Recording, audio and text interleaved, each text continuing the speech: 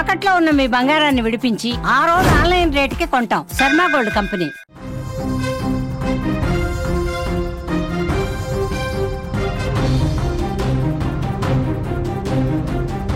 Big breaking news చూస్తున్నాం. బొత్స సత్యనారాయణ, మాజీ మంత్రి బొత్స సత్యనారాయణ, వైసీపీ ఎమ్మెల్సీ బొత్స సత్యనారాయణ అనారోగ్యానికి గురయ్యారు. లైవ్లో అంటే ప్రసంగిస్తూనే ఆయన గుండెపోటుకు గురైనట్టుగా మనకు కనిపిస్తోంది. మనం స్క్రీన్ పైన వీడియోస్ చూస్తున్నాం. చీపురుపల్లిలో బొత్స సత్యనారాయణ వైసీపీ చేపట్టిన వెన్నుపోటు డే కార్యక్రమంలో పాల్గొంటున్న సందర్భంలో జరిగింది. బొత్స మైక్ పట్టుకొని మాట్లాడుతుండగానే గుండెపోటుకు గురైనట్టు తెలుస్తోంది. స్క్రీన్లో మీరు విజువల్స్ చూస్తున్నారు. బొత్స తీవ్రమైన అస్వస్థతకు గురయ్యారు. ప్రస్తుతం అక్కడి నుంచి బొత్సాని హుట్టిన వైజాగ్ తరలించారు. చీపురుపల్లి నుంచి విశాఖపట్నంలో ఆసుపత్రికి తరలించారు. ప్రస్తుతం ఆసుపత్రిలో బొత్సాకి ఎమర్జెన్సీ చికిత్స అందిస్తున్నారు. బొత్స సత్యనారాయణ వైసీపీ ఎమ్మెల్సీగా ఉన్నారు, మాజీ మంత్రి. వైసీపీకి సంబంధించిన ప్రోగ్రాం ఇవాళ ఉంది. టీడీపీకి వెన్నుపోటు డే అంటూ టీడీపీకి వ్యతిరేకంగా ఇవాళ రాష్ట్ర వ్యాప్తంగా వైసీపీ కార్యక్రమాలు చేపట్టింది. ఈ నేపథ్యంలోనే తన సొంత నియోజకవర్గం చీపురుపల్లిలో బొత్స సత్యనారాయణ ఈ కార్యక్రమంలో పాల్గొంటున్నారు. ఈ కార్యక్రమంలో మైక్ పట్టుకొని మాట్లాడుతున్నారు ఆయన. సరిగ్గా మైక్ మీరు విజువల్లో చూడొచ్చు. మైక్ పట్టుకొని మాట్లాడుతున్న టైంలో సడన్గా మాట ఆగిపోయింది. అలాగే మాట ఆగిపోయి కళ్ళు మూతలు పడి అక్కడే పడిపోయాడు. వెహికల్ పైన నిల్చున్నాడు బొత్స సత్యనారాయణ. అక్కడే నిల్చుండిపోయారు. అయితే కాస్త ఎండ కూడా ఎక్కువగా ఉన్నట్టుగా తెలుస్తోంది. బొత్స అనారోగ్యానికి గురి కావడంతో అక్కడున్న కార్యకర్తలంతా ఒక్కసారిగా షాక్కు గురయ్యారు. వెంటనే అతన్ని చేతుల మీద పట్టుకొని వేగంగా వెహికల్లోకి తీసుకెళ్లి అటు నుంచి వైజాగ్కి అతివేగంగా ఆసుపత్రికి తరలించారు. బొత్స ఆరోగ్య పరిస్థితిపై ప్రస్తుతానికి ఆందోళన మాత్రం ఉందని చెప్పాలి. బొత్సకి చికిత్స అందిస్తున్నారు. బొత్స సత్యనారాయణ హెల్త్ అప్డేట్ పైన మరింత సమాచారాన్ని మా ప్రతినిధి సాయి అందిస్తారు. మా ఆంధ్రప్రదేశ్ ప్రతినిధి సాయి, అసలు ఏం జరిగింది చీపురుపల్లిలో? ఎందుకు సడన్ గా ఇప్పుడు బొత్స ఆరోగ్య పరిస్థితి ఏంది?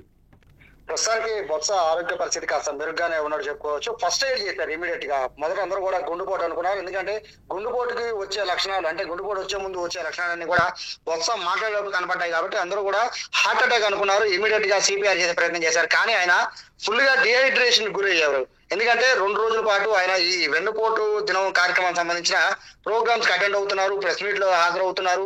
ప్రస్తుతానికి ఆయన లైట్ గా అనారోగ్యంగా, అంటే కొంతమేర అనారోగ్యంగా ఉన్నట్టుగా కూడా తెలుస్తోంది. కానీ ఈ రోజు విపరీతమైన ఎండ విజయనగరంలో ఉంది. ముఖ్యంగా చీపురుపల్లిలో ఆయన ఒక భారీ ర్యాలీలో పాల్గొన్నారు. ఆ ర్యాలీలో పాల్గొని అప్పుడు ఆయన ఓపెన్ టాప్ జీప్ ఎక్కి మిగతా నాయకులు ప్రసంగించిన తర్వాత అప్పటి వరకు కూడా ఆయన వెయిట్ చేసి అప్పుడు బొత్స సత్యనారాయణ ప్రసంగం స్టార్ట్ చేశారు. అప్పటికే తీవ్రమైన ఎండ ఉంది. అప్పటికే కార్యకర్తలు కొంతమంది గొడుగును కూడా ఇచ్చారు. గొడుగును కూడా పట్టుకొని పక్కన నుంచున్నారు, ఎండ మీద పడకుండా. అప్పటికే ఆయన కళ్ళని కూడా పూర్తిగా మూత్ర పడిపోతున్న పరిస్థితి. అందరూ కూడా అతను కళ్ళు తిరుగుతున్నారు. వాటర్ బాటిల్ కూడా అందించే ప్రయత్నం చేశారు. కానీ వాటర్ తాగే పరిస్థితి కూడా బొత్స సత్యనారాయణకి లేదు.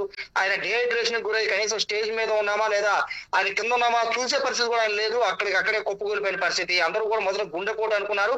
సిపిఆర్ చేయడానికి ప్రయత్నించారు. జీప్ దింపి ఇమీడియట్ గా పక్కనే ఉన్న హెల్త్ కేర్ సెంటర్ కి తీసుకువెళ్లారు. అక్కడ సిపిఆర్ చేసే ప్రయత్నం చేశారు. కానీ ఆయన అక్కడ డాక్టర్లు చూసిన అనంతరం ఆయన డిహైడ్రేషన్ గురైనట్టుగా వాళ్ళు భావించారు. తీవ్రమైన ఎండ నేపథ్యంలో ఆయన గ్లూకోజ్ పూర్తిగా డౌన్ అయిపోయినట్టుగా భావించారు. అనంతరం ఫస్ట్ ఎయిడ్ చేసిన అనంతరం ఆయన ప్రస్తుతానికి అయితే రెస్ట్ తీసుకుంటున్నారు. కొంతసేపు రెస్ట్ తీసుకున్న అనంతరం ఆయన్ని తిరిగి మళ్ళీ ఎటువంటి కార్యక్రమాల్లో పాల్గొనవద్దని డాక్టర్లు సూచించారు.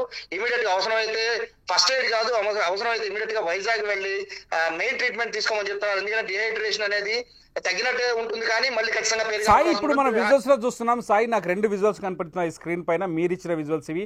ఒకటి ఆయన స్టేజ్ మీద మాట్లాడుతూ ఆ కళ్ళు తిరిగి అక్కడే కింద పడిపోతున్న విజువల్. రెండోది వచ్చేసి ఆయన సోఫాలో కూర్చుని కొంత రిలాక్స్ అవుతున్న విజువల్. ఈ 2 విజువల్స్ చీపురుపల్లి నుంచి వచ్చినాయినా ఈ 2? అవును తిరుమల. ఫస్ట్ ఇది జరిగిన ఇన్సిడెంట్, అది డిహైడ్రేషన్ గురై పడిపోయినప్పుడు. సెకండ్ విజువల్ ఏదైతే పక్కన సోఫాలో కూర్చున్నారో అది ఫస్ట్ ఎయిడ్ చేసిన తర్వాత. సో ఆయన ఆరోగ్యం అయితే ఆందోళనకరంగా అయితే లేదు. కానీ ప్రస్తుతానికి అయితే ఆరోగ్యం అయితే క్షీణించిన విషయం అయితే డాక్టర్ స్పష్టంగా చెప్తున్నారు. ఇప్పుడు ఎటువంటి కార్యక్రమాల్లో కూడా పాల్గొనవద్దని చెప్తున్నారు. అలాగే ఇమీడియట్ గా, అంటే ఇప్పుడు వాళ్ళు ఫస్ట్ ఎయిడ్ చేసినప్పటికీ కూడా ఖచ్చితంగా మెరుగైన చికిత్స కోసం అయితే ఖచ్చితంగా వైజాగ్ వెళ్ళమని చెప్తున్నారు. ఎందుకంటే డిహైడ్రేషన్ గురైన వ్యక్తి మళ్ళీ లేచి వేరే కార్యక్రమాలకు వెళ్తే అది మళ్ళీ ఖచ్చితంగా బ్రెయిన్ కి అటాక్ అయ్యే అవకాశం ఉంటుంది, హార్ట్ కి అటాక్ అయ్యే అవకాశం ఉంటుంది. కాబట్టి ఇమీడియట్ గా అక్కడి నుంచి వైజాగ్ వెళ్ళిపోమని చెప్పి సూచనలు చేస్తున్నారు.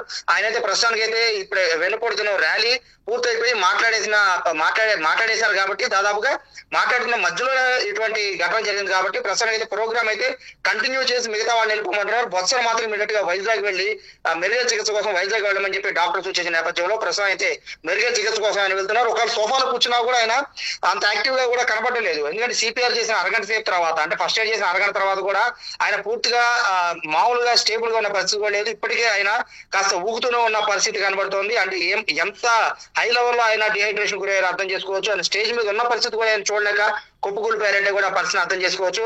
వయసు రీత్యా, అలాగే ఆయన ఆరోగ్య రీత్యా, అలాగే ఆయన హోదా, వైసీపీలో ఆయన హోదా 3 జిల్లాల్లో ఆయనే మొత్తం అన్ని కార్యక్రమాలు చూసుకుంటారు కాబట్టి అందరితో రివ్యూలు నిర్వహించి వెనుపడుతున్న కార్యక్రమం గురించి ఆయన ప్రతిరోజు ప్రెస్ మీట్లు పెట్టి ఇవన్నీ చేసుకుంటూ ఆయన ర్యాలీలో పాల్గొన్నారు. సో ఇంత ఎక్కువ ఒత్తిడిని ఆయన తీసుకున్నట్టుగా కూడా డాక్టర్లు చెప్తున్న నేపథ్యంలో ప్రస్తుతానికి అయితే ఎటువంటి కార్యక్రమాలని కొన్ని రోజుల పాటు చేయొద్దని చెప్పి డాక్టర్లు సూచిస్తున్నారు. ప్రస్తుతానికి అయితే ఎవరు అభిమానులు ఎవరు ఆందోళన చెందవద్దని బొత్స కార్యాలయం నుంచి కూడా అందరికి మెసేజ్లు కూడా వస్తున్నాయి. బొత్స ఆరోగ్యంగా ఉన్నారు, ఎవరు కూడా కంగారు పడదు, కొన్ని రోజులు రెస్ట్ తీసుకుంటారని కూడా బొత్స ఆఫీస్ నుంచి చెప్తున్నారు. కాబట్టి ఆయన ఆరోగ్య విషయంలో అయితే ఆందోళన చెందవలసిన పరిస్థితి లేదనేది మనకున్న సమాచారం. Yeah Sai, right. ఇప్పుడు బొత్స నిజానికి ఎంతసేపు అక్కడ ఎండ పరిస్థితి అయింది, ఎన్ని డిగ్రీల ఉష్ణోగ్రతలు ఉన్నాయి, అసలు ఎంతసేపు ఆయన ఎండలో నిల్చున్నారు సాయి?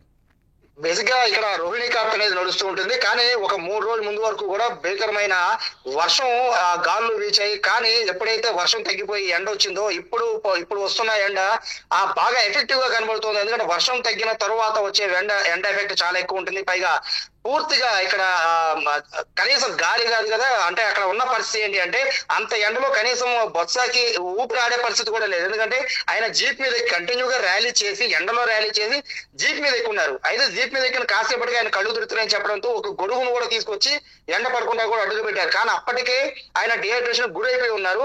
సో బలవంతంగానే జీప్ ఎక్కిన పరిస్థితి, మాట్లాడక తప్పని పరిస్థితి. ఎందుకంటే మధ్యలో మాట్లాడకుండా వెళ్ళిపోతే మళ్ళీ కార్యకర్తలు ఆందోళన చెందుతారని ఆయన బలవంతంగా డిహైడ్రేషన్ గురైనా కూడా బలవంతంగా జీపు ఎక్కి మాట్లాడే ప్రయత్నం చేస్తున్నారు. సో అప్పటికి ఇంకా ఆయన తట్టుకోలేని పరిస్థితిలో ఆయన కళ్ళు తిరిగి పడిపోయిన పరిస్థితి కనబడుతుంది. తీవ్రమైన ఎండ అనేది ఇప్పుడు మొత్తం ఆంధ్రప్రదేశ్ వ్యాప్తంగా కూడా తీవ్రమైన ఎండ ఉంటుంది రోహిణి కార్తె కాబట్టి.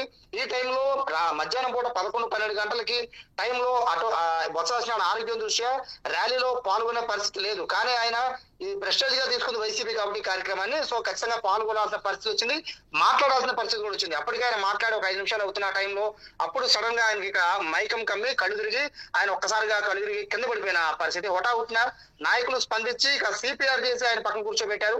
లేదంటే మాత్రం ఇంకా పరిస్థితి కాస్త తీవ్రత ఇంకా ఎక్కువ ఉండేదని కూడా డాక్టర్లు చెప్పిన నేపథ్యంలో ఇటువంటి పరిస్థితుల్లో బొత్స ఇటువంటి పరిస్థితుల్లో అంటే ఆయన ఆరోగ్య రీత్యా వయసు రీత్యా ఇటువంటి కార్యక్రమాల్లో కాస్త దూరంగా ఉండాలని అయితే బొత్స సత్యనారాయణకి స్వయంగా డాక్టర్లు సూచిస్తున్న పరిస్థితి కనబడుతుంది. సాయి ప్రస్తుతం బొత్స ఆరోగ్య పరిస్థితి నిలకడగా ఉందా? వైజాగ్ ఏమైనా తీసుకెళ్తున్నారా, లేకపోతే చీపురుపల్లిలోనే ప్రథమ చికిత్స తర్వాత అక్కడే ఉన్నారా బొత్స? ప్రస్తుతానికి అయితే చీపురుపల్లిలోనే ఉన్నారు. ఆయన్ని మెరుగైన చికిత్స కోసం డాక్టర్లే సజెస్ట్ చేస్తున్నారు. ఎందుకంటే ఇప్పుడున్న పరిస్థితిలో ఆయన వయసు రీత్యా ఇప్పుడు ఏదైతే డిహైడ్రేషన్ గురయ్యారో ఈ నేపథ్యంలో ఫస్ట్ ఎయిడ్ వరకు చేశారు. కానీ మెరుగైన చికిత్స కావాలి అంటే ఇంకా గ్లూకాన్ ఆయనకి పూర్తిగా గ్లూకోజ్ డౌన్ అయిపోయిన నేపథ్యంలో ఖచ్చితంగా దాన్ని పూర్తిగా గనక ఇంకా తగ్గిపోయి ఉంటే కనుక బ్రెయిన్ కి ఎఫెక్ట్ అయ్యే అవకాశం ఉందని డాక్టర్లు చెప్తూ ఉన్నారు. సో ఖచ్చితంగా ఇంకా మెరుగు అంటే ఆయన ఆరోగ్యం ఇంకా మెరుగుపడాలి.